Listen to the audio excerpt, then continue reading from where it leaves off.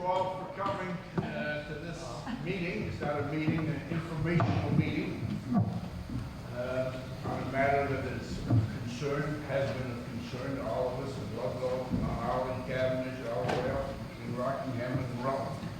My name is Martin Nedka, and Logan Nicole, who's our local representative, has asked me to moderate this meeting. Sitting at the front here are four distinguished people, two of them from Vermont VTrans and two from Pike Industries. Wayne Simmons, is it Simmons or Simons? Simmons. He's from VTrans, and he'll introduce his co-panelists in a few minutes. Just a few basic rules. Everybody turn their phones off if you would, please. The microphone. Use the microphone. Oh, that was the next rule I had. We have microphones, and there'll be someone's going to be handing, circulating that around the room. So if you want to say something, please raise your hand and wait for me to recognize you. At that point, if you can stand up, that would be helpful.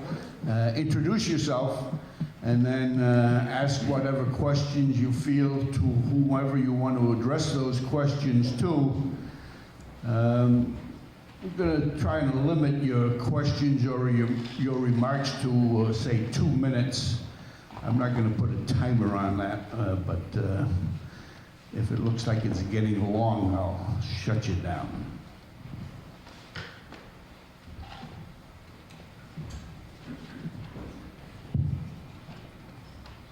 I'm going to give everybody a chance who wants to speak first. If you have another question later on, you'll have to wait until people who haven't been recognized yet are recognized and have their say. Unless someone has any questions, I'm going to turn it over to Wayne Simmons for his introductory remarks. Wayne? Good evening, everybody.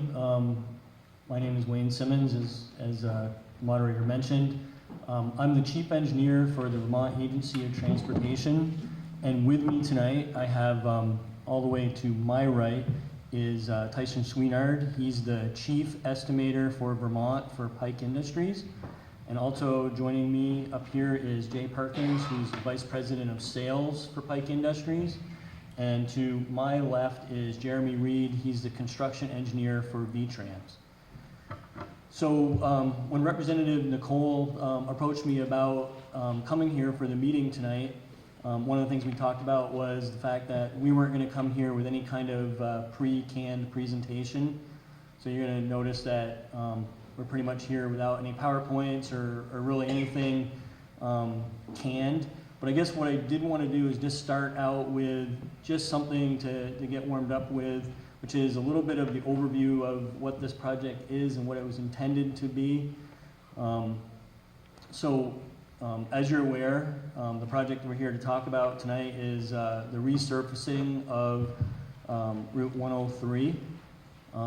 It does go from the Clarendon town line all the way to the town of Rockingham line. It does gap out the two village sections in Ludlow and in Springfield. Those are Class 1 town highways, and the municipalities have the responsibility for maintenance of those.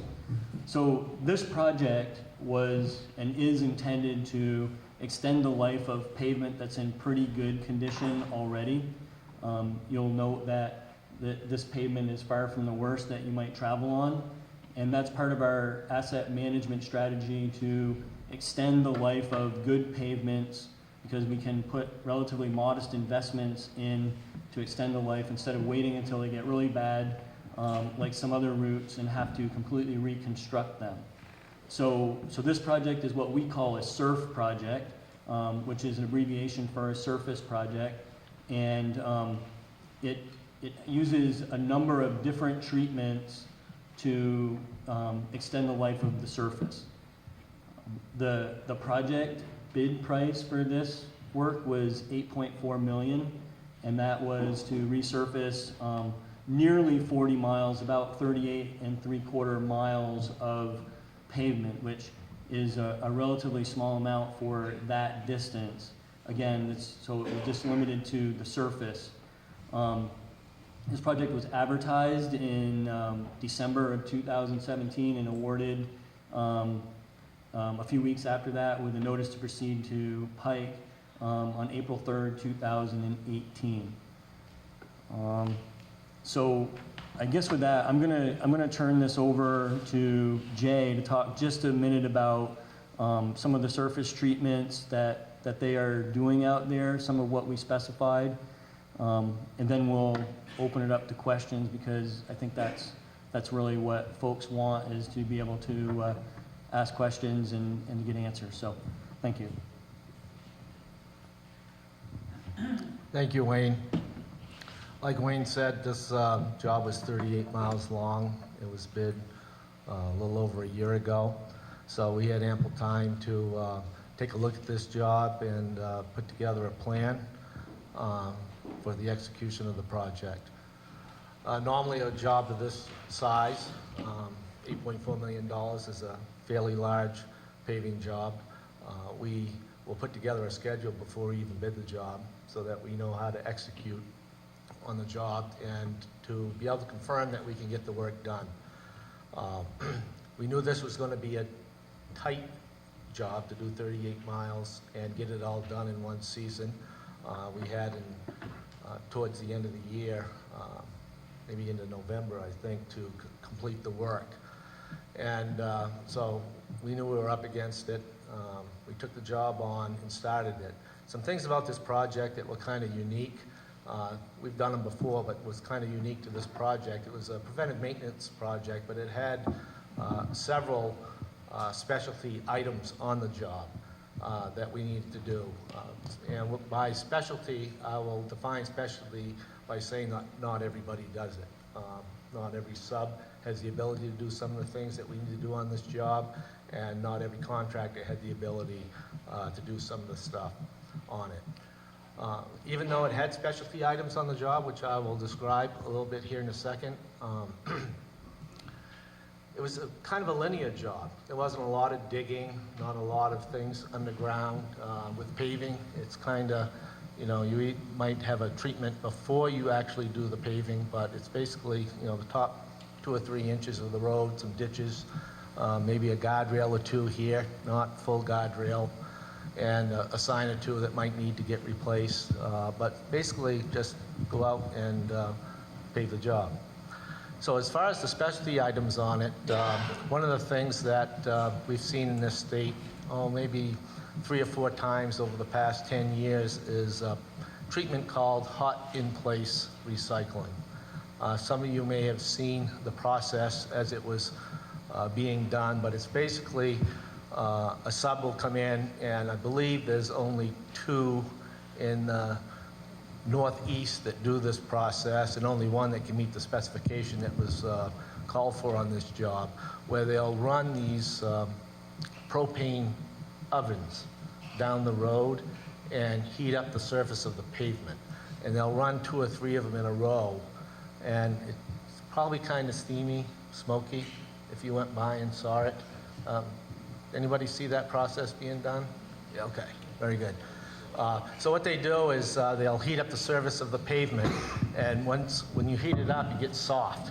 And then they'll drag like a garden rake through it to loosen it up, and they'll put a rejuvenator in it, a liquid stabilizer, to help extend the life of the pavement, and then they'll roll it down, and that will be the base for the wearing course of pavement that goes on it. Other parts of this project involved a process called micromilling. Micromilling is exactly like regular old milling or cold planing, but it has a special drum where the teeth are much, much closer together. The process is a lot slower, and it's not as productive as regular milling. And for those of you that ride motorcycles, you'll know the difference between a micromilled surface, which you have out here just north of the village, that didn't get paved over, and a regular milled surface where the grooves are wider and deeper, and it's not as smooth. And the reason micromilling gets specified is so that we can go through and just barely take off the surface to smooth it up, and you don't have a lot of grooves that you have to fill in with new pavement or emulsion. And the third item on this job that was special is the Paver place surface treatment. It was a technology, it's a paving treatment, but needs specialized equipment. It's a technology that was developed in Europe, where they put down about 10 times the amount of the emulsion on the road surface, and the hot mix is a little open. It's got a lot of air voids in it, and the theory behind it is you got a thick coating of emulsion on the road, and you put the pavement on the top of it, and the heat of the hot mix for the new pavement will draw that emulsion up into the voids of the pavement. And other states call it a bonding wearing course because it kind of just glues the surface down to what's there. The reason it needs specialized equipment is because you're putting so much emulsion down on the road, where a typical paving project, you would have a tack truck out in front of the paving operation spraying the road with a light coat of emulsion. You can't do that in this case because you're putting down 0.2 of a gallon per square yard of emulsion, and if the traffic, trucks passing passers-by or the public got into it, it would make a mess out there. So what they do is apply the emulsion right behind where the paver receives the material, but in front of the screed that smooths it out. So it's being sprayed and paved right over so that nobody has to stand in the stuff. That takes specialized equipment. A paver to do that type of work will cost twice what a regular paver costs. So not everybody has one. Most anyone can do the work, but not everybody goes out to get the equipment. Up until last year, there were basically two contractors that did that work here in the state of Vermont. One was from Massachusetts and one was from New York. Last year, Pike bought one of these pavers because there was a lot of it being done in Vermont, New Hampshire, and Maine. So we felt we could adequately keep one busy, which we were successful in doing that. So we picked up some work, and we were bidding this type of work as a general because of all the other work involved in it, but we used to sub out that treatment.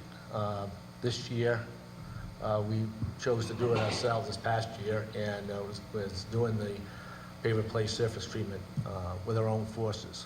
One of them happened, one of our crews right here in Rutland, we sent off to get trained up to run the equipment, and they did a great job with it when we first got the equipment. So you take those treatments that were specialized, and then they had some regular milling and filling of regular hot mix also on the job. So there were several processes that were spread out over the 38 miles that we had to do to get this preventive maintenance treatment done. So we bid the job, got the job, started it, and I would say that things were going along well, and we had almost drought-like conditions earlier in the summer, and nobody was worried about getting the project done, and then it started to get wet. And we might think that October and November were particularly wet. Well, we at Pike started seeing the rain in different areas starting in the end of July. In fact, we went back and looked at our records, and we didn't have 5 days of paving in a row since the third week of July. And we usually deal with rain. You have to, it's gotta rain. We get 35 to 40 inches of rain a year, and we take advantage of Saturdays. We take advantage of doubling up with our operations when the weather is good. Some of you may have been caught up in traffic longer than you cared to. Well, that was probably a function of trying to do 2 or 3 different operations and make up for some time where we could. Well, the weather didn't seem to straighten out. It just continued to get worse and worse as time went on, and we got to a point where we saw that we weren't going to be able to finish the job with the amount of time we had and the weather the way it was going. And the state was great to help us get to a point where we could try to put this job to bed, and even that plan didn't work out to put it to bed for the winter, where the weather just got worse and worse and the snow started to come, and we finally got things close to being buttoned up, and then the weather was too wet and too cold, and the paint that we tried to put down to carry us through the winter wouldn't hold. There were some sections of this road out here that we've painted on 4 times, and there were other days we scheduled the paint that we couldn't because it was just too wet and too cold to do it. And we haven't given up yet. We're still out there trying to paint as the weather gets better here so that we can come back out here in another month and start all over again to get this job finished. All set? Thank you very much. I'm all set. We'll open it for questions. Yes, sir. Gentleman with the beard.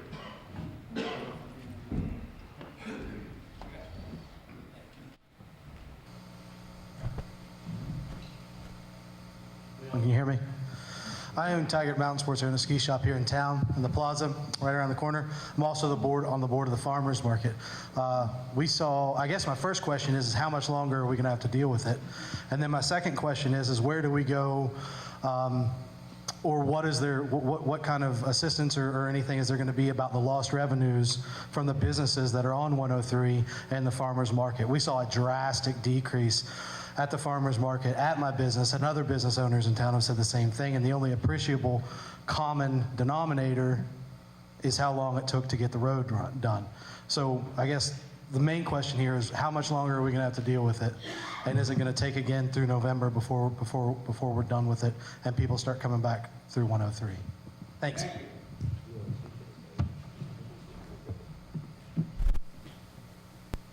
All right. The schedule outline for 2019 is as follows. We're going to remob and do surface prep starting 4/15 for about a month.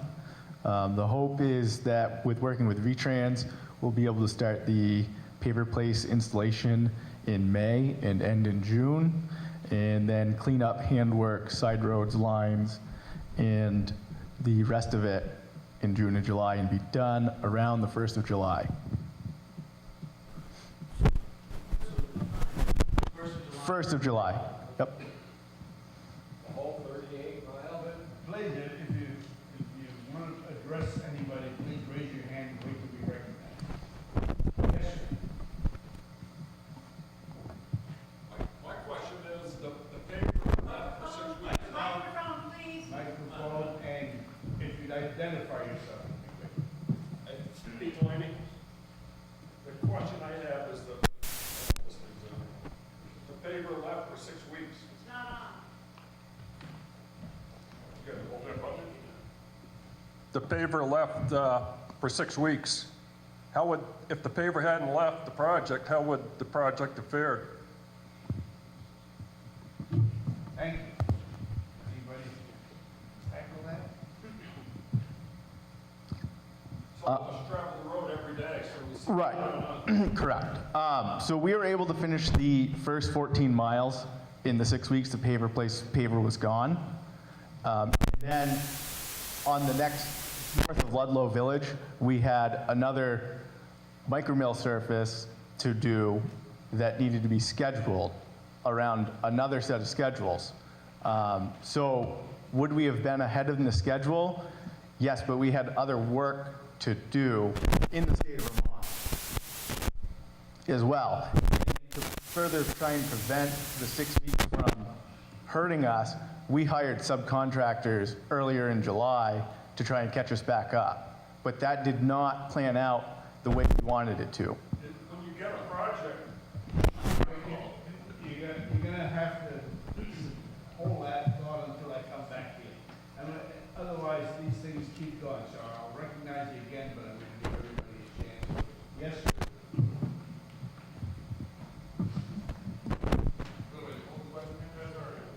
Okay, we're good. All right, my name is John Hanlon. I'm recently moving to town here. I've been paving for 10 years. And for FW Whitcomb, I'm definitely not speaking for the family. I'm just a private citizen here. You know, I know we've had our beef in the past. But we've paid a lot of liquidated damages on roads we haven't finished. But I got we didn't put some temporary pavement on. Now there's salt, brine getting in there, and I guarantee we've all seen what happens when salt gets into a road. And if it's scarified, you know what I mean? Obviously it's going to get in there quicker, and that once good road saves money, it might have to be reclaimed. You know, who's going to pay for that? It's like estimated, last time I checked, $1 million a month. Thank you. I don't know if that was a question, but if anybody in front of you has a comment? So, yeah, we did put temporary paving down. I want to say somewhere in the third or fourth week in October when we recognized that the project was not going to be completed. And so there was two areas we focused on. One was the micro milling and one was for the hot in place. And we wanted to make sure that those two segments were maintainable and safe for the winter. At that time, Pike directed their resources to doing that temporary work as opposed to doing actual production work. And so once we start remobilizing to the site, we're going to look at those temporary sections. And to your point, if they did not hold up, we will have to remove some of that pavement and install the designed pavement thickness from that point on. Okay. Excellent. Thank you. Further questions?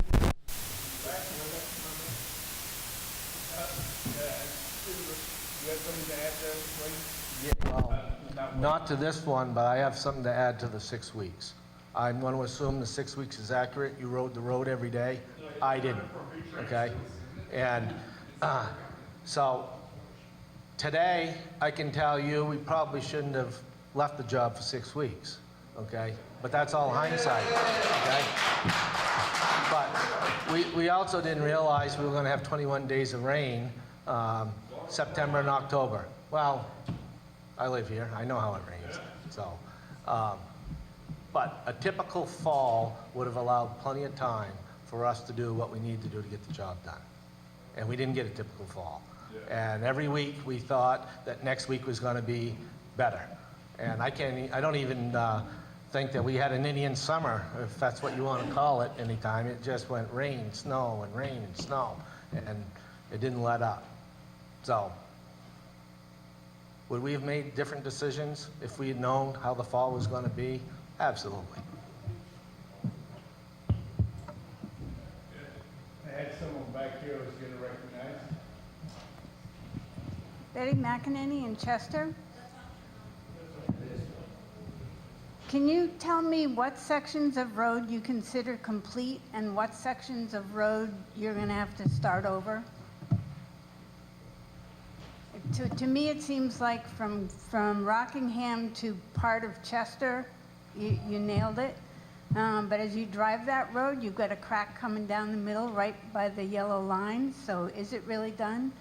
And then maybe a little bit up by Clarendon is done, but there's a whole big section in the middle that to me is a long way from done. And I'm just looking for your input.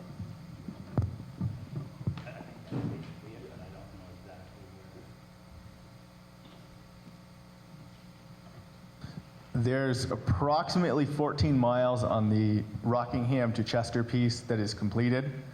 Then there is about 4 miles on the Clarendon end that has received the final surface treatment but has not received lines or rumble strips yet. Mr. Bateman. Thank you. I guess I have kind of a selfish question. I do drive that road probably 3 or 4 days a week to work. When they start doing this project over again, is the speed limit going to be 40 miles an hour from Rockingham to Rutland as it was during the project? And I have a follow-up, another question if I may. Do them both now. The other question is, considering the past performance, and again, I can understand where the weather could get in the way of some of it, will there be some penalties imposed if this project isn't completed when it's supposed to be?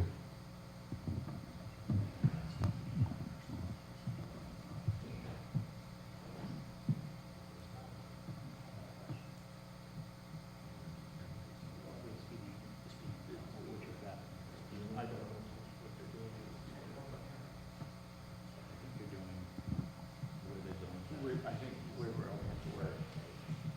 I believe we are going to reduce the speed limit from just south of Ludlow to where we're working in Clarendon. But I'm not sure of that. We'll be working with VTrans to confirm that. And the issue of penalties? Yep, I got that one. You got that. So this contract does not call for penalties, because penalties are sort of perceived as a punishment. There are, though, liquidated damage provisions in the contract that allow VTrans to recover costs associated with the extra duration of the contract. And so right now I can't tell you how much that might be. We need to see when we start and how Pike progresses, and then also take a look at what weather days might have been excluded from their ability to work next summer. But that is a standard provision in our contracts, that we do recover those damages for contracts that extend beyond the completion date. Thank you. We do it. Go ahead. Talk a little bit more about the damages. We've paid damages in the past. Not every job we do gets done on time. And we know going in as a contractor that if you don't do what you say you're going to do within the allotted time, that you pay damages. So we're not afraid of damages. We try to get done early and not pay any, because it feels better when you're done before completion date rather than after. But we have paid damages in the past. And we expect, based on the amount of time that we have left in this contract, due to weather and changes to the work, we do expect that we're going to have to pay damages by the time this job gets done. There's just not enough time left.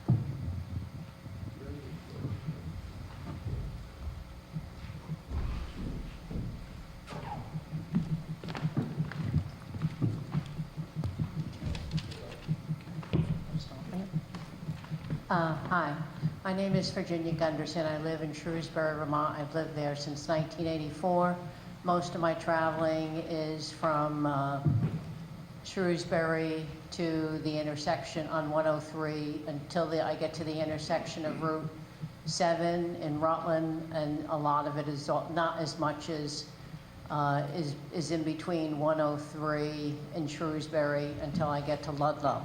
And I've lived here for 34 years, and quite honestly, I blame both the state and the paving company for the disaster that happened this summer. I travel Route 103 all the time. I couldn't believe it when you started digging it up in August, and I kept wondering, gee, maybe I should go the back way and cut through the back way in Shrewsbury, because I'm sure they're going to be working. They tore it up. They're not going to leave it this way. I never had to make those detours because nobody was ever working. I walk every day. You know, when I hear the excuse about weather, I'm not buying it. I am just not buying it. And my feeling is the state decided to do too many projects this summer.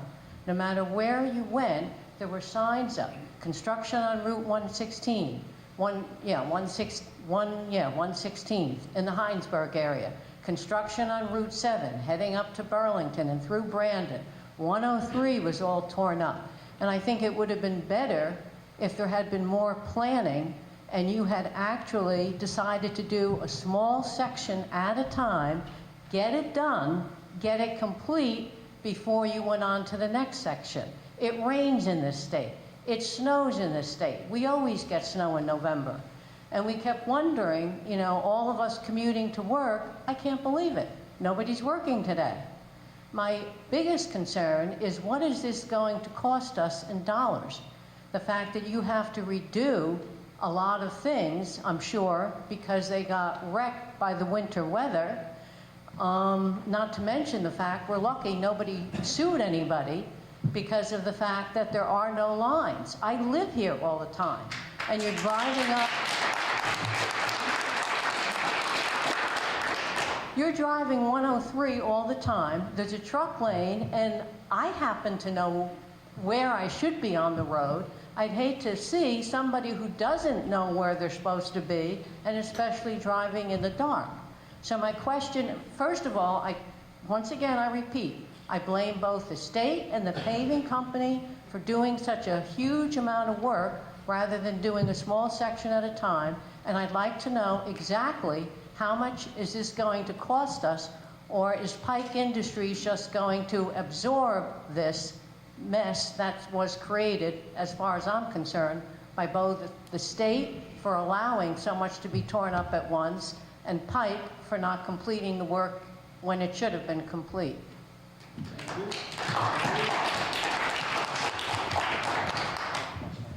Any comments from the front? Yeah, so first of all, thank you. I should have started out this conversation earlier tonight because I want to be clear that you know, what happened out on 103 is not in any way acceptable to us either. I get your point about certainly about how on a 38-mile project or almost 39-mile project, maybe we could have done, or quite possibly we could have done some work in the contract to force a different approach, which is smaller bites at a time and close it up. It's definitely something that actually Jay and I were talking about a couple of weeks ago, and I think we both agree that the contract could be a little bit different and their approach could be different. So I think it's fair to blame us both, but VTrans holds a piece of that. In terms of too much work, you know, we have for the last, I don't know, probably 6 years, Representative Potter might remember better because he's on the Transportation Committee, but we've held pretty steady at around $100 million in paving across the state. And, you know, I don't think that that's the upset limit for our contracting community. I think they could do more. But, you know, obviously there are a lot of sections out there that need a lot of work, and I think it's not really a sense that we're paving too many projects or too many miles. I think that there are some lessons to be learned here, and as Jay mentioned about the specialty work, obviously some of this is a little bit new to us. VTrans does pride itself on being innovative and trying new technologies that can extend the dollars that we have so we can get to more roads. And, you know, my personal lessons learned on this is that maybe the 39 miles wasn't an overreach if we were using sort of more standard technology, but when we do try innovative things, that maybe we should have cut this project in half and tried to do it over 2 years, or required the contractor in one contract to do it over 2 years. So I don't disagree with you that, you know, we hold some responsibility for that, but I also do think that when we do try innovative techniques and approaches, that we do learn from them. And I'd like to think that we don't make the same mistake twice, but you know, we do make mistakes, and honestly, we've been trying all winter to recover from where we were at. The second piece of your question was about the cost. So transportation projects are contracted a little bit differently than what maybe folks might be used to if they're getting a contract to do work on their property, or other types of projects. We have a fixed price from Pike to do the work regardless of when it's done. So it's not by the hour or by the construction season.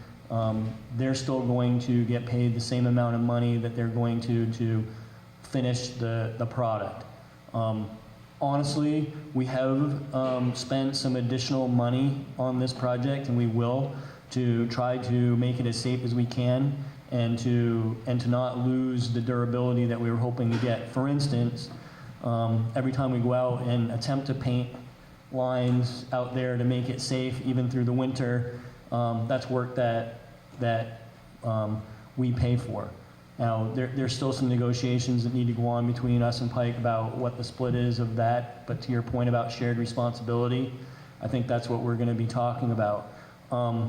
There was some extra quantity for the leveling that was done out there, and again, We haven't settled on exactly, how much that's going to be and how that's going to be paid for. But it's something that we are taking seriously, and we will be looking at that to try to bring this project in as close to budget as we can.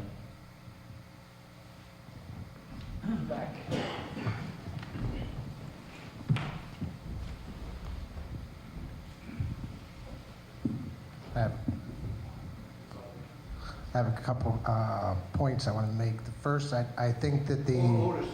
Otis Nelson, go ahead. Otis Nelson, Ludlow, Vermont. First point I want to make is that the taxpayers shouldn't be having to pay for painting the lines. They should be paid for by Pike and not the taxpayer. That should come out of their budget, their payment, whatever. Second of all, when they pulled off the project for 6 weeks, the speed limit was 40 miles an hour with nobody working on it, which is a huge problem for people that are trying to get from point A to point B. I think VTrans should have addressed that long before that. And the other thing I wanted to address is the intersection down at 131. The intersection at 131, I'm sitting there turning left on the 131 going south with my daughter, and I have this box truck coming directly at me because there's no lines. Even if there was lines, the existing lines that you had painted don't line up, and still people come right at you because they don't know how to get over even with the yellow lines. You need to figure out a plan for 131 where either that or just take out that turning lane altogether, because if the lines don't line up and the traffic still comes at people turning left, you're going to have problems.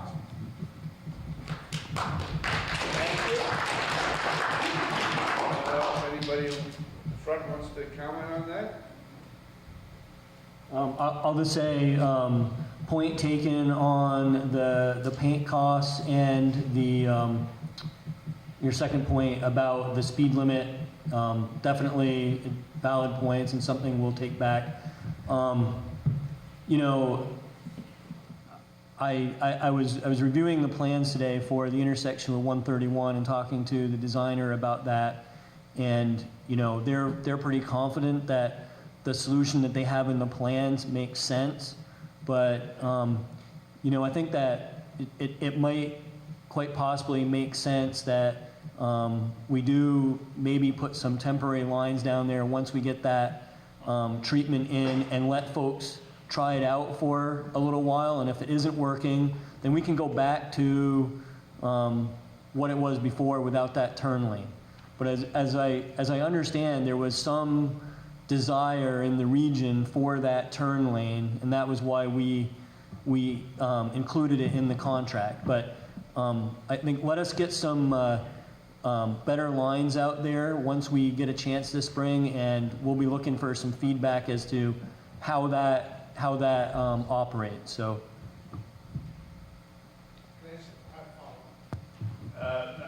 Just a quick one. I just wanted to ask, how do we go about doing putting input into that? Okay, next, yes.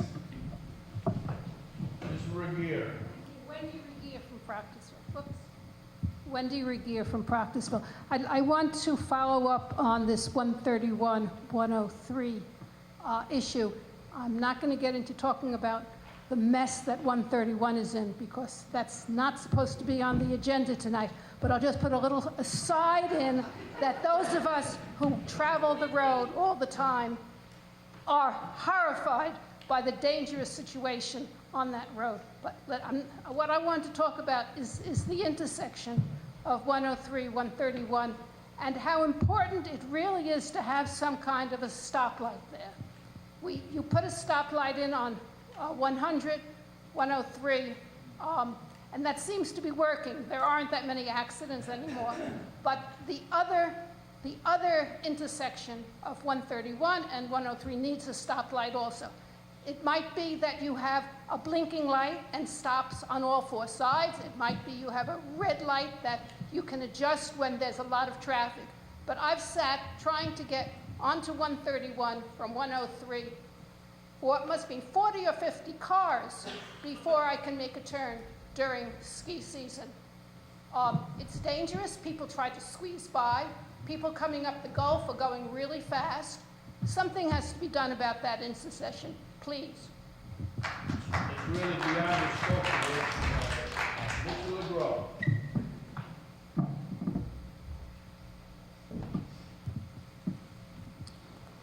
I'm Don LeGros. I live on Buttermilk Falls. According to the Act 151,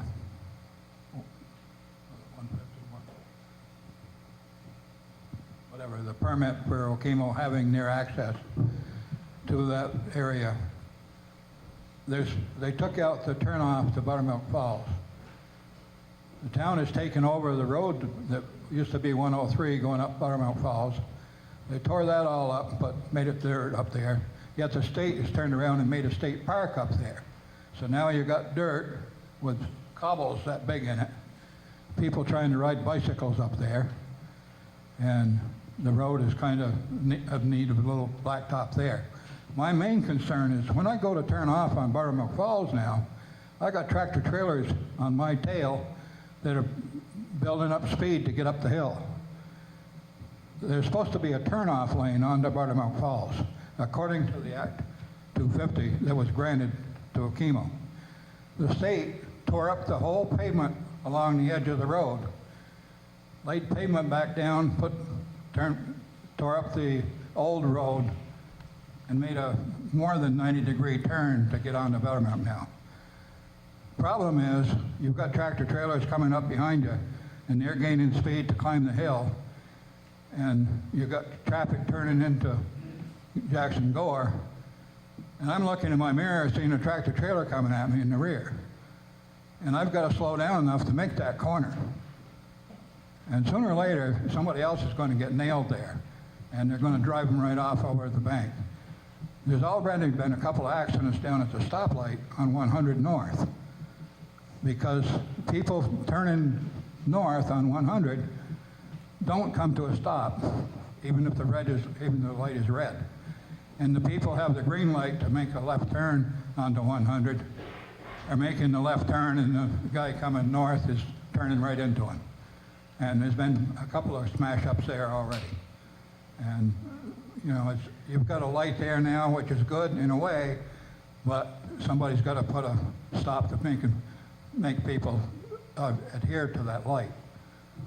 But still, my main concern is the turnoff onto Buttermilk Falls, along with the road that goes up the falls. Is that temporary, what's there, the turnoff? So I'm not familiar with that in my mind's eye. Was there a left turn off there before this project? A right turn. Or, I'm sorry, a right turn? Right turn. It used to be a shoot off. Now they dug a ditch down through there, put rocks down where the Masonic building is. Oh, okay. I should be familiar with that, but I'm not with that level. But maybe I can talk to you after, and I'll bring that back, and we'll take a look at. Okay, they tore up the pavement along the shoulder, redid it, packed it all in good. I thought they were putting in the right turn. Okay. And they threw it away. See him after the... Yeah, we can talk about that because that's a new one for me. So. Gentleman over here. Thank you. I have a lot of questions, but I'm going to kind of condense it all into a statement that I think maybe you can answer or not answer. My name is Randy Miles from Chester. One thing I want to add, there was insult to injury with the police department, the sheriff's department. That road was posted for those 6 weeks, and I drive up and down that road all the time, and they were out there all the time bagging everybody. I got to take it myself doing 51 miles an hour in a 50-mile-an-hour zone when there was nothing, no equipment or anything. And I know that doesn't have anything to do with you, but that was wrong. That was wrong of them. The statement I want to make to both panel, VTrans and Pike, I know you've done a lot of business. You're good at what you did. This was a bad mess up. We're all looking at you guys now to see what you're going to do about fixing this.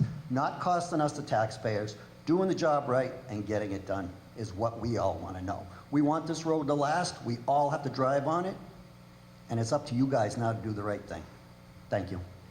Thank you. Way in the back. Can't see who it is.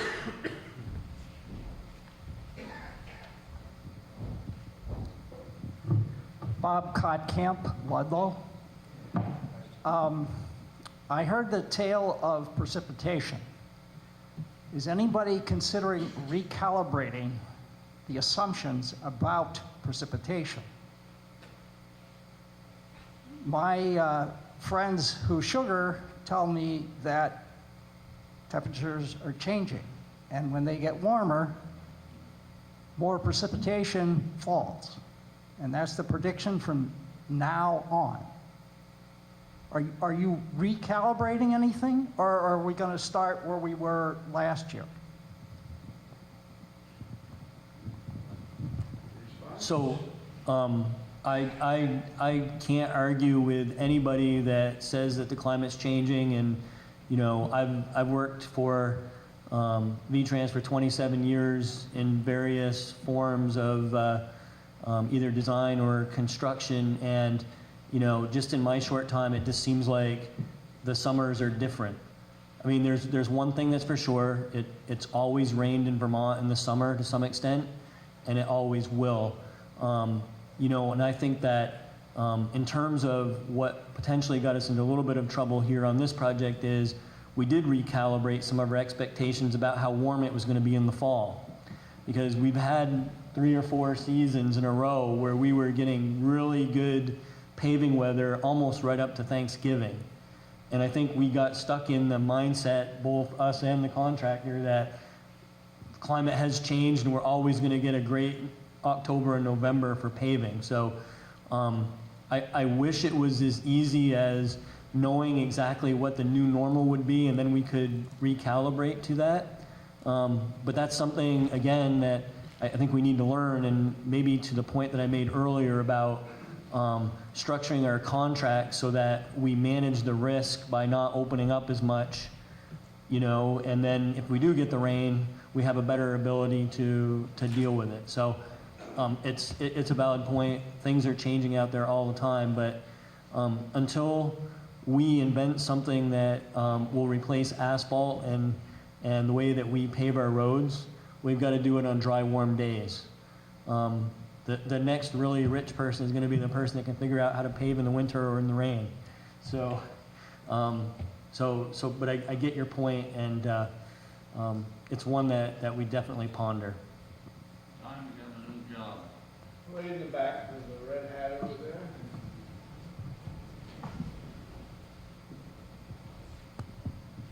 Yeah, Dennis Durkle from Holly, Vermont.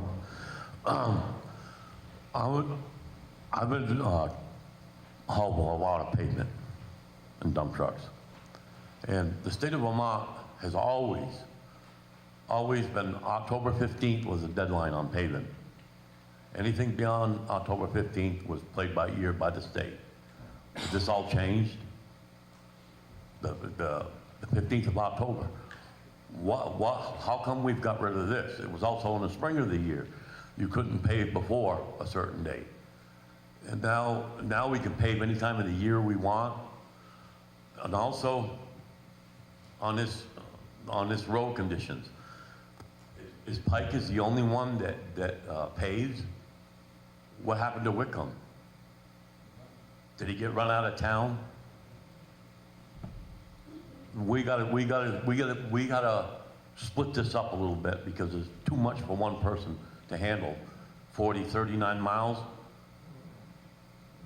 And also, you said that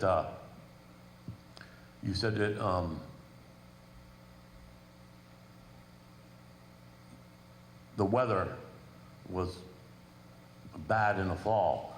If they had adhered to the state's regulations at the time when I was hauling, the October 15th, they wouldn't be paving then anyways. So this contract's too big for Pike, evidently, to finish in 1 year when he's got other jobs to do too.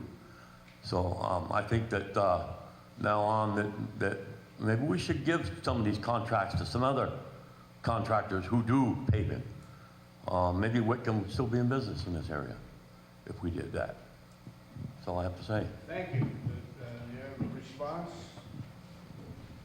So about the October 15th date, so you are correct. Historically, we do paving top up to October 15th, and then the rest of paving is November 1st. And to the earlier question about recalibrating, we were seeing a lot of really good paving days that were behind those dates. And so last year, 2 years ago, we changed the spec and created an out-of-season paving, wherein the contractor has to bring a little bit more quality control to the table and present to us how they're not going to basically overextend themselves past those dates. That didn't really apply to this project because the weather turned around that October 15th date. But that is how the paving spec has evolved over the last, say, 10 years or so. What's changed? Hold on. Next question. Do we add some more comment? Oh, I'm sorry, we have another comment from up front. So the problem we had on this job is the milling on the north end of town was started just after Labor Day. Plenty of time to do the milling, plenty of time to do the paving under normal weather conditions. Okay, so once we got the milling done by the end of September, it was either put the wearing course on and finish the job up, or a few weeks later, as we saw that it wasn't going to get done, to put it to bed for the winter, which involved shimming over the milling that was done so that the road could properly be maintained through the winter. Once we shimmed over, once we milled it, we took off all the stripes that were there. You guys traveled the road, you saw what was there.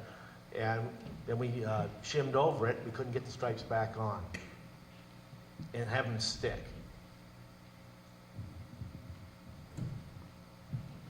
Mr. Byron. Martin, Mount Holly.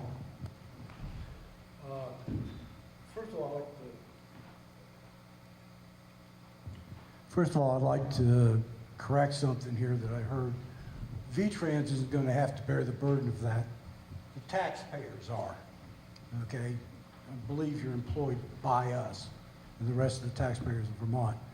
My question is, having been a production manager for about 35, 40 years, why, when your project was running way ahead doing the tearing up of the roads, that the paving trucks coming behind were so far behind, you kept running down the roads rather than stopping that portion until you could catch up? Made no sense to me whatsoever. Response? That certainly was an option that we probably should have looked closer at.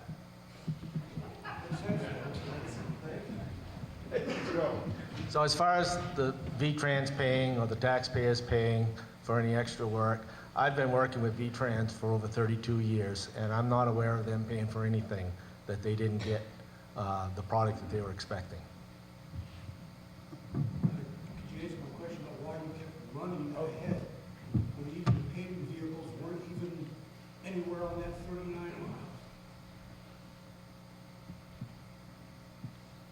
It was scheduled to come in shortly after that cold planing was started. Mr. Bakerman. This is the second round. Does anybody have a question that hasn't been recognized yet? Yes, sir. I'm sorry. Okay. Hold that thought. Am I on? Yeah. Okay. This is Gary McIntyre. I'm an architect. I'm used to having specifications on projects. Hold the microphone up. I had it up. Okay? Okay. I'm an architect. I'm used to having specifications on projects. So far tonight, I have not heard anything that I could take home and say there's specifications for the work that's going to be done and that we just know you're going to fix it. We don't know what you're going to fix and how you're going to fix it. We got holes in the road. We got places where the steamroller didn't even go over parts of the road. It was tires that flattened it out. This is an awful job. Now I want to ask Pike in particular, how would you rate this job you have done?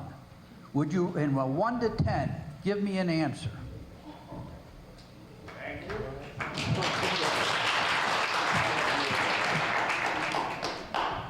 It certainly hasn't been our best job. That's right. But also, in 32 years, I'm not aware of any jobs that we have not completed in the same season we started them, unless it was specified to be done the following year. How are you going to fix it? That's what I want to know. Hold on. I'll come back to you, but is that your answer? Are you all set then? How are we going to fix it? You're talking about specifications? We have specs that we have to adhere to, or VTrans won't pay for the work we do. Okay. Gentleman in the back with the black hat. Hi, my name is Justin Hajek. I'm a fellow business owner in town. To be honest with you, yeah, it's a drag. It happened, but I hear a lot of weather talk, and I just want to make sure that you guys know what the weather was. Do we have how many rain days there were in October, in November, exactly dialed in? How many days it rained?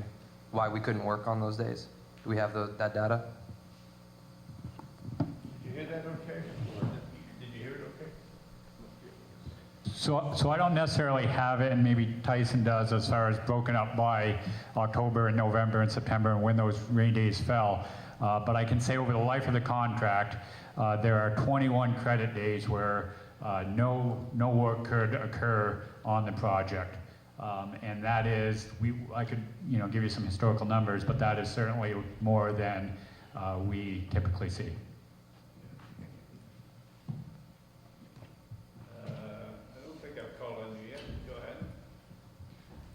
ahead. Dean Alexander from Ludlow. I think the whole issue goes back to the 6 or 8 weeks where you guys just weren't on the job. Because October wouldn't have mattered if you were here in July and August. So why were you said you had other jobs that you were working on? Was it raining in New Hampshire? Was it raining on your other projects? You guys left the job. Thank you.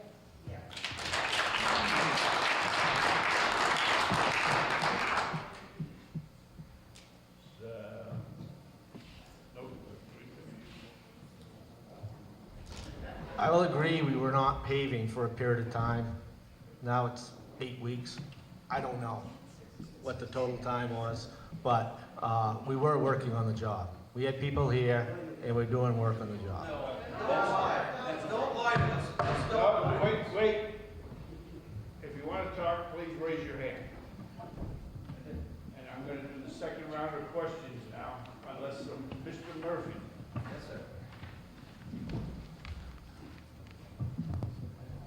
So the one question I have 2 questions.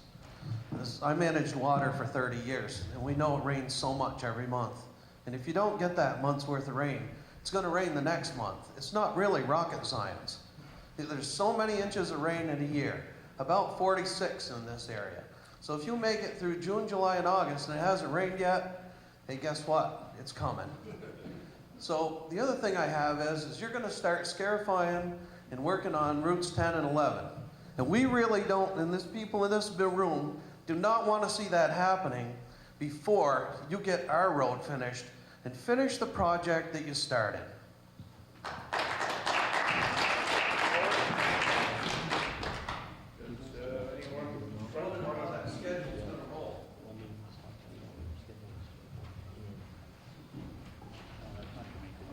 Okay, other questions? Yes, ma'am.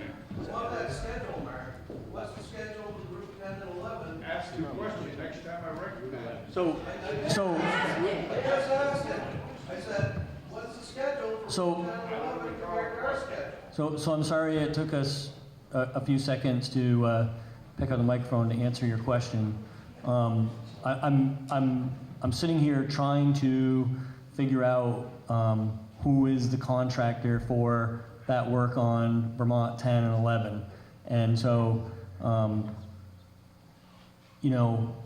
I think that my answer earlier was that overall the contracting community has the capacity to do the work that we put out.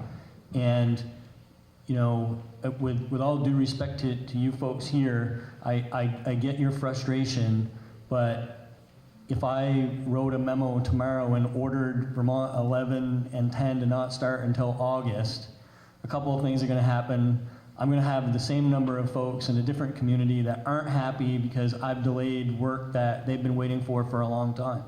And the other thing is you know, we have money in the budget to do that work, and you know, our work is planned year to year, and we do go to the legislature with our paving plan, and they expect us to deliver that. So my expectation is that we are going to finish 103 as our highest priority, and I've had that assurance from Pike that this is going to be where they start and they put their focus on so we can get this cleaned up.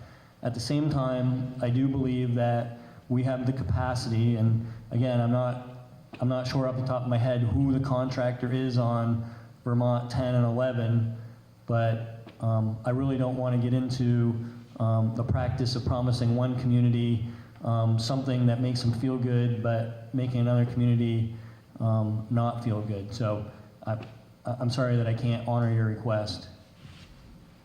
So if I add a comment, I believe that job you're referring to, 1011, bid about a month ago, Manchester, Peru. We weren't fortunate for you, unfortunate for us. Springfield, right here, down in our community. Springfield. You've already been to talk to the town of Springfield. For town work? Route 10. Yep. Yeah, we don't have a job down there, so I don't know who's going to do it, but it's not going to interfere with this. Tyson explained what our schedule was going to be. We're going to get out here in 2 weeks and start on this with the idea of paving in a month and have this done in 2 months, 3 months. Could would you please take the mic and identify yourself? Judy Lushanks, Ludlow. I'd like to find out, are you actually going to be here, or are you going to start the project, go somewhere else, and then come back in July or August and finish the project? And does Pike Industries actually have enough employees to do all this kind of work? Thank you. Yes, we have enough resources to do the job. There is no one in this room that is more committed in getting this job done and behind us than I am. I assure you. This has been nothing but heartache for everyone in this room, it sounds like, including the 4 sitting up here. We want to get it done and get it behind us, and before we run out of time. And if this job waited until July or August or September, we would be paying thousands of dollars a day in liquidated damages. So we don't want that either. Thank you. Gentleman, Mr. Calabrese, I think, is that right?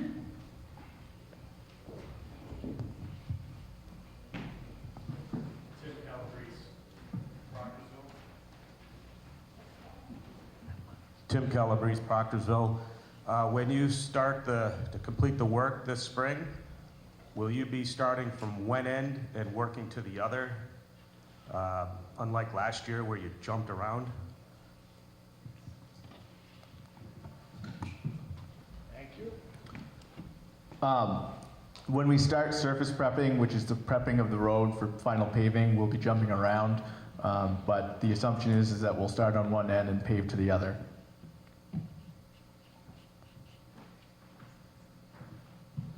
Second round of questions here. Unless, oh, I'm sorry, yes, Mr. Leonard.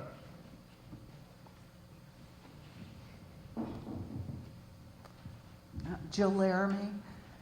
Just a suggestion to VTrans to look at the speed limit coming down from Mount Holly towards Jackson Gore. It's 50 miles an hour there, and it doesn't slow down. I mean, there's not a slower sign even till you get to the light. And it's traffic going by the entrance to Jackson Gore. It's a bit fast there. Thank you. Yes. Nancy Kelly from Cavendish. This area has a fair and increasing number of bicyclists in the summertime. Does VTrans have shoulder requirements that need to be met, and are they included in this contract so we can make sure that the bicyclists and the cars don't end up in the same travel lanes? Thank you. And thank you for being here. Yeah, you're welcome. So to talk about the shoulder widths, we have a policy at VTrans to, when we do any paving project, to try to get a 4-foot shoulder. And our minimum standard that we try to achieve is a 4-foot shoulder, 2 11-foot travel lanes, and another 4-foot shoulder. Not all of our paving projects are full reclaims or reconstructions where we can actually build the embankment wider, but every time we go out, often historically, there might have been, say, a 2-foot shoulder and a 12-foot travel lane. We're striping our travel lanes at 11 feet to try to get as much shoulder as we can to honor the bike traffic.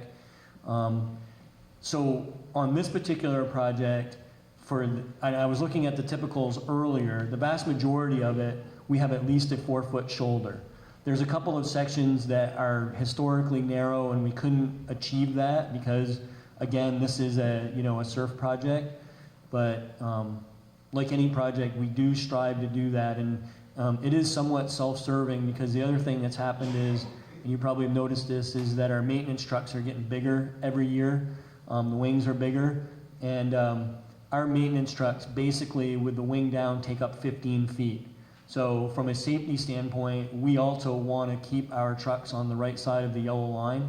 So we have a really kind of synergistic reason to try to get the 15 feet between the 11-foot travel lane and the 4-foot shoulder. So.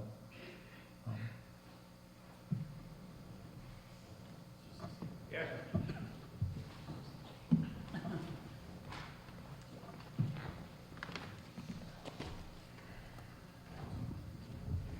Hi, I'm Susan McNeely, and I'm from Proctorsville. The contract was for, 39 or so miles, and it was with Pike, and it was for a certain amount of money, so it's $6.8 million? 8.4. Okay, 8.4. And it was supposed to be done in a time frame of 1 year last year. Can you I still am not clear on the cost here. Can you definitively tell us that no, it is not going to cost us, the taxpayers, the state, any more money for this New Year's work to repair and fix what wasn't done and what needs to be repaired? Thank you. Thank you. So this is, and I'm not trying to duck your question, but let me just set the stage here a little bit for how we bid our project. So we have a low bid project of $8.4 million for this work.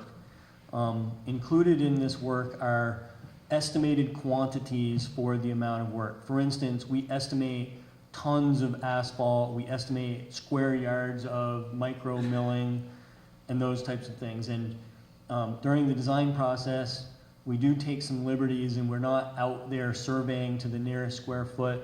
We do our best to estimate those quantities, okay? And so last year, even amongst all of this lack of completion, we were adjusting some of the quantities out there. We were increasing some quantities of the in-place recycled material. We were decreasing some quantities of micro milling.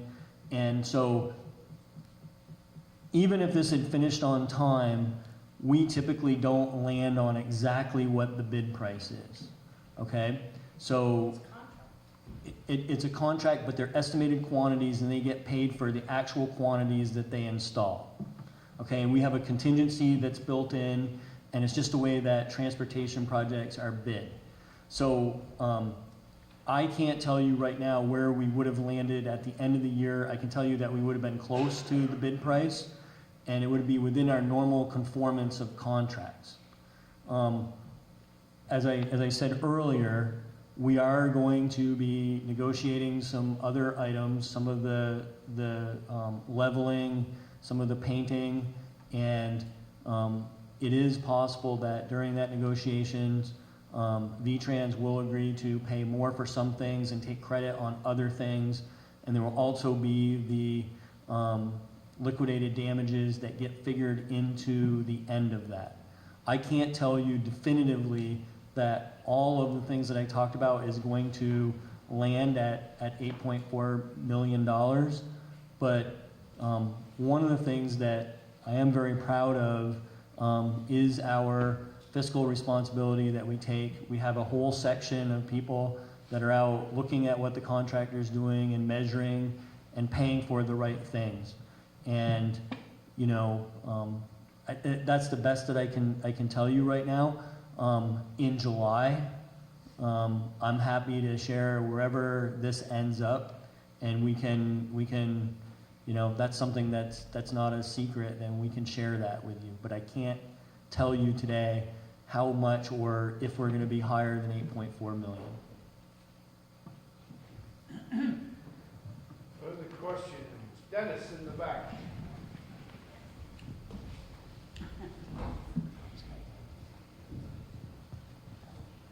Yeah, I'd like to know on the state part, you guys, you say you have no penalties if a construction company doesn't do in time or do the job they say they're going to do. It seems to me that Pike admitted himself that he has a lot of jobs that he pays for. How do we stop this? This is where we should have the penalty, that if you don't get a job done within a certain amount of time, there's a penalty to pay. Then the people know they're getting their money when these companies have to fork it over. And also, it put the companies in a better position to adhere to the rules of the land and pave the roads before October 15th, like we always have, and get the job done. So I can speak to that, because I think that's like the second time that folks have made the point about how much work Pike may have versus other contractors, and just so that everybody knows, the lion's share of the work that we bid out at VTrans is low bid. Okay. What does that mean? So low bid is exactly what it sounds like. We put a set of plans out, a package of specifications, our estimated quantities, and the contractors are bidding line by line on those estimated quantities, and that gets rolled up into a total bid price. Okay? Now, I get the point that no matter how big a contractor is, they can't always do everything. So we do have a process internally that's called the pre-qualification committee, where we're taking a look at the contractor's capacity. There's some accounting that goes into it about their bonding capacity and some other stuff, and we allow contractors to bid to that amount or some amount more if they can convince us that they have a good approach. It's a system that has worked really well for us over the years, because it's all about trying to get as much done as we can with the money that we're given. So in this case, and you know, moving forward, Pike has demonstrated over the years that they have a large capacity to get work done, and this project was not going to put them outside of what their normal capacity is for projects. So I'll just say, and complete the answer here, is that we do, and I guess I should say we are lucky that we get a good amount of support for our highways from the Federal Highway Administration in the form of dollars that you all pay in the federal gas tax, and it comes back to Vermont. But it comes back to Vermont with some requirements, and we don't get to make up some of the rules that we'd like to. And one of those rules is that we don't put penalty clauses in our contracts to punish. We do have the ability, and as I said a moment ago, to put in liquidated damages that allow us to recover real damages for the additional cost it takes to administer the project. And we take that very seriously, But if we start wanting to change the rules outside of what the federal highway allows us to do, we wouldn't be able to federalize this project. And unfortunately, we just don't have the capacity to do a preventative maintenance project like this with state funds. So I regret that that's not the answer that you were looking for, but I'm telling you, you know, that's how we do business. So.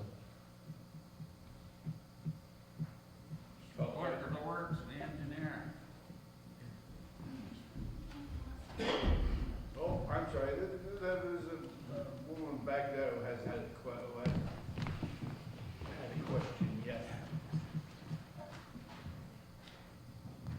Hi, I'm Lizzie Hicken from Ludlow, and I was just wondering if you guys were going to use the same traffic control company that you used last year. If so, are the wait times going to be up towards 25, 30 minutes? Because that's pretty unacceptable. We have to get to work. We all commute probably pretty far as it is. A lot of us don't have jobs here. Also, if we could have some sort of live or hourly update as to your location so we can plan ahead. So maybe you're not paving on the section of road that we take every day.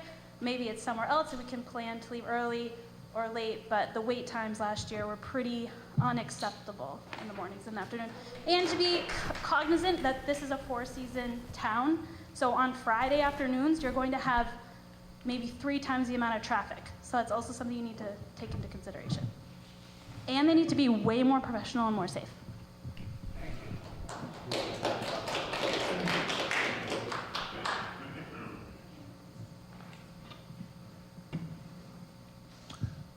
We will be using a combination of ADA and project flagging, which are the same 2 companies we had last year.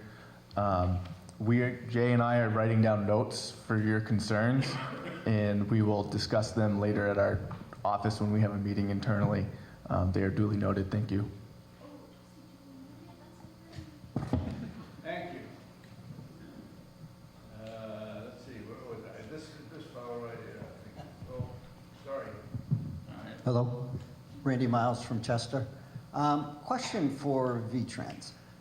When is it scheduled in to do the subsurface on some of these roads instead of just paving them? I know it's an added extreme expense, but there's got to be a certain point in time where this has to be done. It's only going to get more expensive down the future. I bring this up because it seems like the section of 103 coming out of Chester, Stone Village, all along the river there, is broken up pretty bad in the center. And I'm not sure if that's because of the subsoil or something else. But I know all these other roads are going to be facing the same thing. When do we schedule time to really start addressing the bottom issues of these? And the other thing I want to ask that may simplify some of the questions I've been asked is, how much has been paid to Pike and how much is left in the pot still? All right. Well, Jeremy looks to see if we can pull up what payments to date have been made. Let me take a shot at the bigger part of your question, which is, honestly, it's a question that we grapple with every day. As I said, we spend about $100 million a year on pavement, and just so that folks get a sense of where the money's going, we spend about $100 million on bridges as well, and then probably about another $20 million on intersections. I heard people talking about intersections, and then about another $50 million a year on what I call sort of like the large reconstruction projects. Most notably, that would be like, we're doing one on Cabot Danville, we're doing some segments in Route 7 coming up, but some of those larger projects. The difficulty becomes is that we are looking at the conditions of the pavements, and what we're really trying to do is maximize what we can do with the money that we have in the paving program right now. And we do a certain amount of the subbase or the full reclamation projects every year. But just to give you an idea, a full reclaim project might be on the order of $2 million a mile, depending on the width and what you have out there to work with. But I think that's kind of like a good kind of magnitude number. And as I talked about, this project is $8 million for nearly 40 miles, or about $200,000 a mile. So we're an order of magnitude different, and so we have to pick and choose. So it is about trying to extend the life on the roads that are good, and look for those opportunities. And I know there was a lady in the back that was talking about 131 and the issues out there, and that is scheduled for more of a full depth reconstruction and a reclaim out in a couple of years. So I wish that we could rebuild everything, and to make things even scarier is that even our interstate system does not have an infinite life. What we're seeing right now on the interstate system is our paving treatments are coming more and more often because we have to keep that unrutted and that type of thing, and it's really because even though that was a highly engineered subbase, those have a life. The subbase starts to break down, and I wish I had the answer to say how we would address all of these needs in the future, but it is out there. Jeremy, can you come up with a number? I'm sorry, we don't have that number here right now to tell you what we paid to date. So.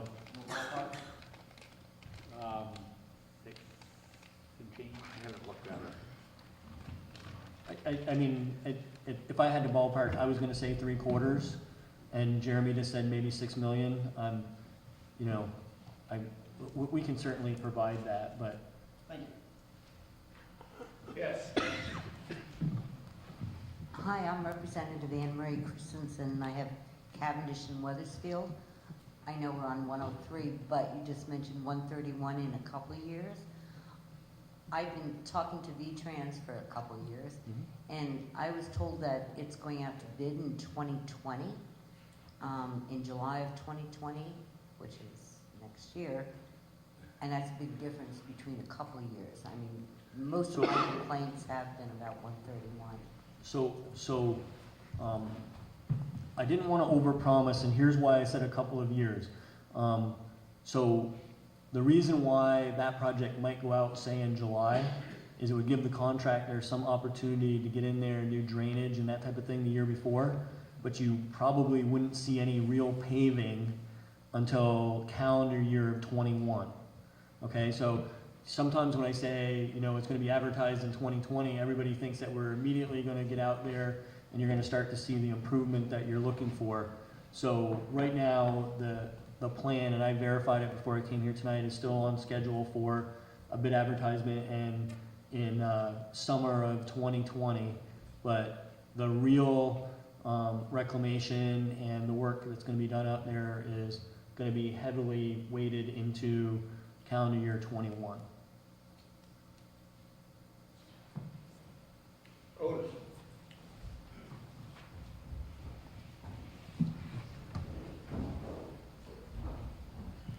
Otis Nelson, Ludlow. I guess I need to get some clarification on the low bid process.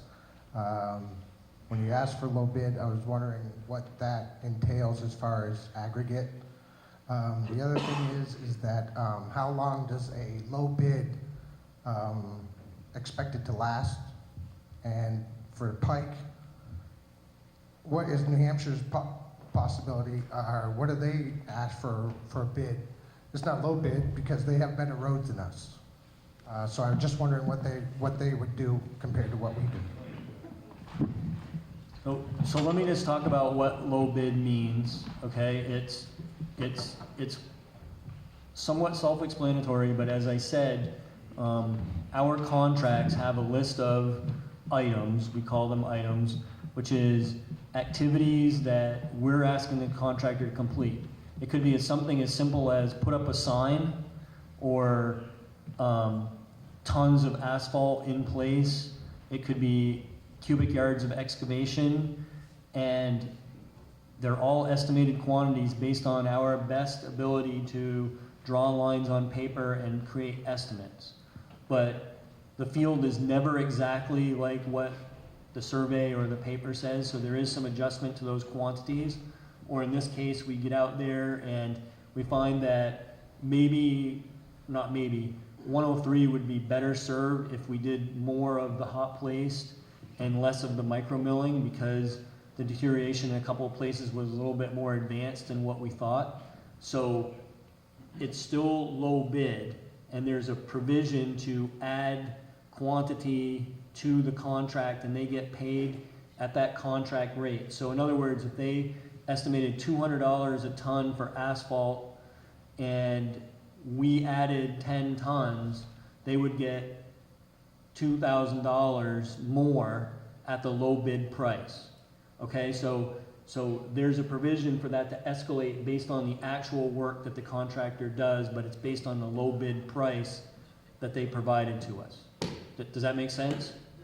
Okay, so I'm gonna let Pike talk about the New Hampshire, but let me just say one thing about New Hampshire, which I think is fantastic for them, but if you drive on Interstate 93 in New Hampshire, there's about a 4-mile stretch of toll on Interstate 93 that everybody that drives by there drops a buck in the bucket, and they have a very lucrative funding source that helps them, you know, with their road maintenance. And I'm not saying that I want toll roads in Vermont, but you know, New Hampshire is the envy of both Vermont and Maine, because you know, even though Maine has 95, they don't make money like they do in New Hampshire. So I'll let you talk about your experience in New Hampshire. You stole my thunder. Oh, okay, sorry. I don't think it's fair to compare Vermont to New Hampshire.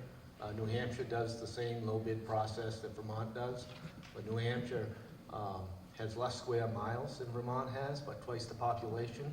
So they have twice the purchasing of gasoline and twice the gas tax that comes into the state. And they have tolls, as Wayne said. So they have a lot more revenue to get out and treat the roads on a more frequent basis than what we do here in Vermont.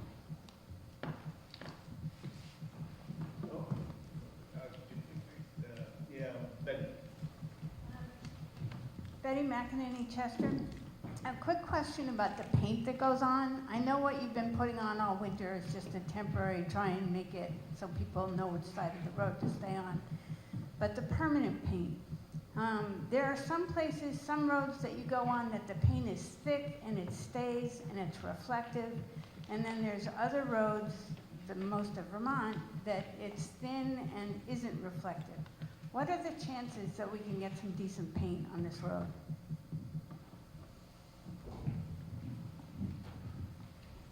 So you're right in your observation that when we do a major project or a surf project like this project, we do use what we call durable markings. And we have spent some time and some money in the last few years trying to figure out just what is the most durable. In some cases, you'll see something that's kind of applied to the top and melted in. In some cases, we've got recess. We kind of grind a recess in so it sits down in there, and there are different paint systems that we have tried. And I think we're getting to the point where we understand which ones last the best. But we call these durable paint markings, which I think is still somewhat of an oxymoron because they still only last a couple of years, maybe 3 years if we're lucky. But the rest of the system gets painted every year if it's on a state highway.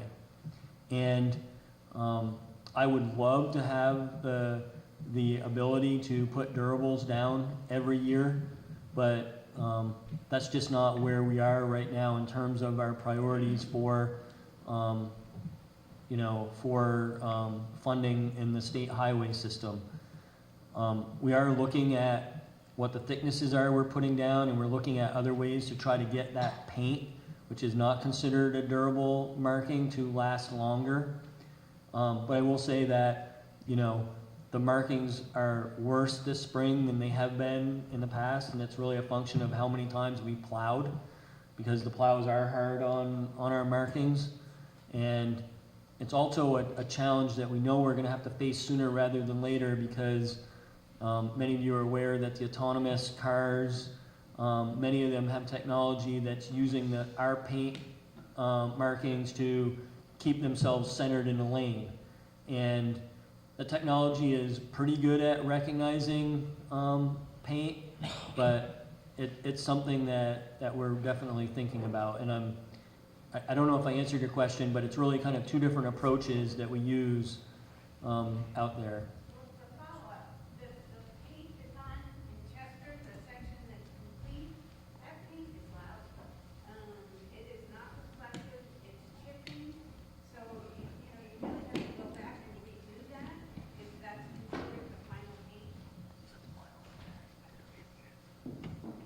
Okay, yeah, I haven't been through there. I'll drive through there and take a look and see, and I'll review what paint system it is, but thank you. Kirby, did you have a question? Yeah. That's all right, stay there, we'll get the mic taken. Yeah. Herb Van Gogh. Been here all my life. And most of us realize right now we're in the 4th season. It's called the mud season. I've been through a lot of roads throughout the state, through all my life. Burlington, right down through. This project that was done up through here is the worst boondoggle I've ever seen. I'm not concerned about New Hampshire, whatever you're talking about. I'm concerned about this territory right here.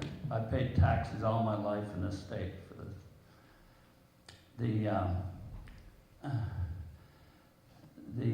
I'll forget half of my conversation here, I'm sure. But I travel back and forth to Rutland 3 to 4 times a week for the last year for health reasons. Worst highway I've ever seen. And I guess the head table here doesn't travel that highway that much. But as bad as the conditions are, we had 2 free times. We were concerned about our health even driving down the damn highway. And my big concern is, what are we doing about the health and the safety of this highway? Because it hasn't been safe since it started last fall, going up and down from here to Rutland. The state of Vermont, as far as I'm concerned, I didn't see where they've done anything about it. I didn't see where the contractor done anything about it. And as far as I'm concerned, some employees in the state and the contractor ought to be demoted when they will not take the safety of the people of this state over that portion of highway. I got many, many other comments, but that's good enough. Thank you.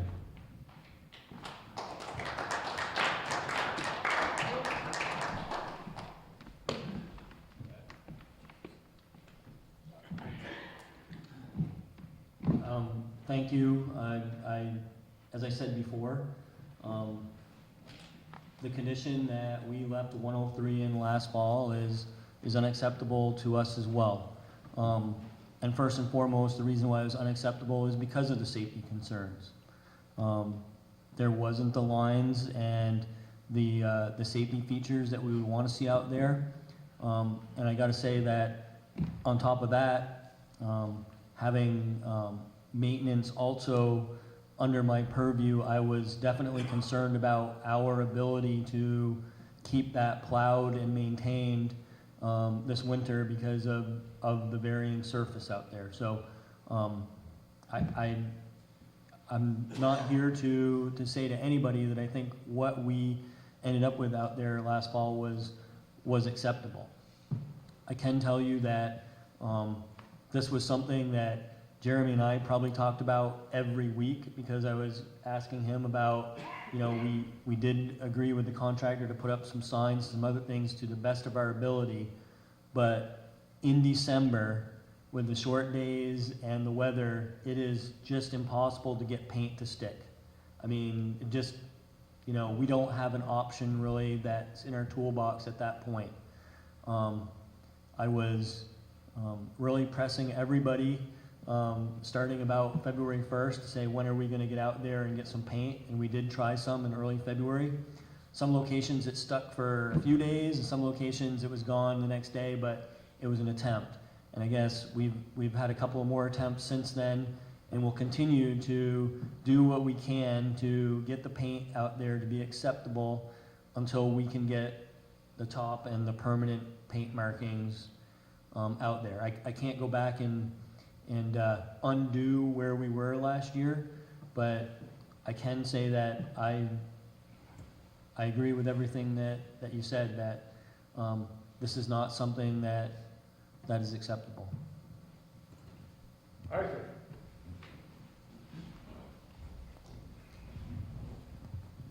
Well, after sitting... Hello? Okay. After sitting here for a while and listening to everything, I think the basic consensus is that you guys dropped the ball, all four of you. I appreciate you being here. If you don't have bulletproof vests on, I don't believe it. But I just have a couple comments to make. As far as Pike is concerned, you're under the spotlight now, as well as VTrans. But you guys need to show us that you can do this, finish it up on time, and we need to see some details about money that was spent and what extra this is costing us. As far as VTrans is concerned, I have two comments. One was one that I made originally about the speed. There has to be a way of not closing that whole road for 14 miles down to 40 miles an hour. It's ridiculous. And when you drive that road all the time, like I do, and last season, 40 miles an hour all the way to Rutland with nobody working, whether you agree with that or not, I'm telling you, nobody was working. Not only did, I have to be careful about this, but not only did the Sheriff's Department have a field day, the state of Vermont had a field day giving out tickets as well, because I got one, okay? And the only other comment I want to make, as far as the intersection of 131 and 103, whoever decided to do what they did, all they did was put a Band-Aid on something that needs major surgery. I would hate to see a light there, but if that's the only way we're going to prevent people from getting hurt, then there needs to be a light there. That what they did there, I find myself doing it all the time. If I come from Chester and I come across that intersection, I go, oh shit, the line's right in the middle of my car. Even if they do it and it's lined the way it should be, there isn't enough room there. They either need to go back to the way it was and deal with it, or put a stoplight up. Thank you. Was somebody who was concerned about the health and welfare of the workers out there. I stopped and bought filter masks and handed them out a few days when I passed up through there. What they were breathing was the same stuff that people at 9/11 were inhaling, ground up asphalt. One of my questions to you is, or my last question to you is it may not be true, but if it is, why are our elected officials having to go through the Freedom of Information Act to get all the information they need about this project?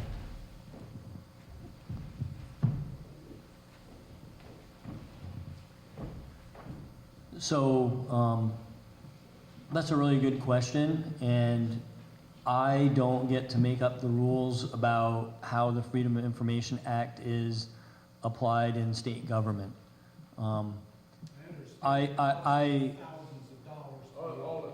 So again, I have a really rigorous process that I need to go through when certain requests come in, and I can't really deviate from that.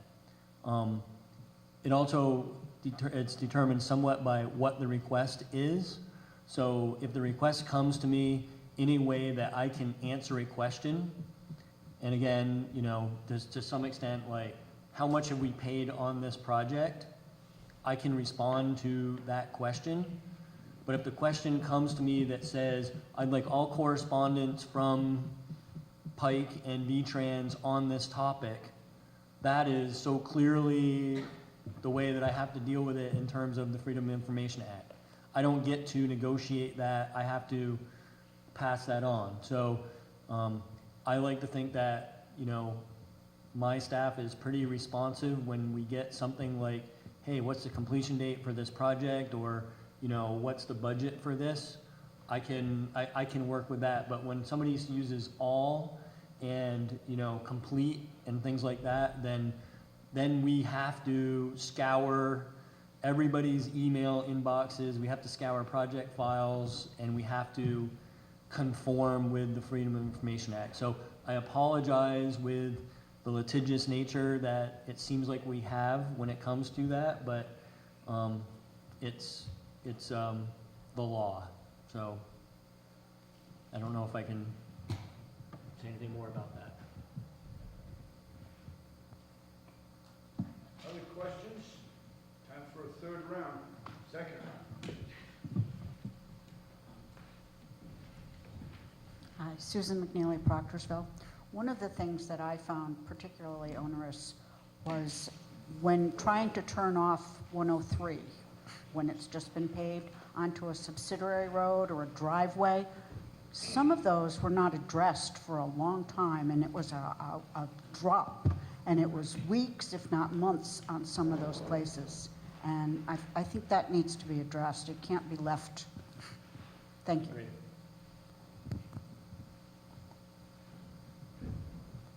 Apparently in agreement with that.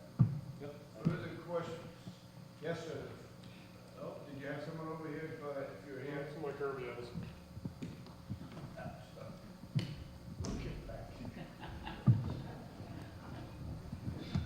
I'm Greg Carter from Chester.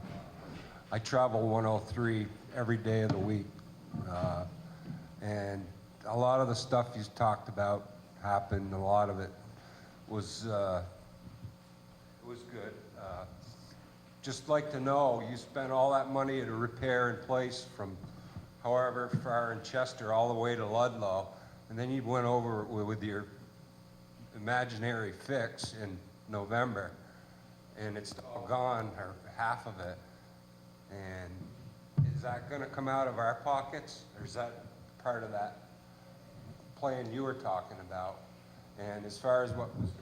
Van Geiler said, I kind of agree with him that somebody ought to be accountable for what's happened in this, on that route. It really should. Thank you. Other questions? Mr. Van Gogh, stay there. We'll get a mic here. Stay down. That's all. Stay down. I need the exercise. The moderator in the assembly, forgive my manners. I would like to thank the lady from Shrewsbury for her elegant presentation, for what I think most of us feel here tonight. Mr. Ralph Pace for his letter to the Rutland Herald, and to our local representative. Thank you all three.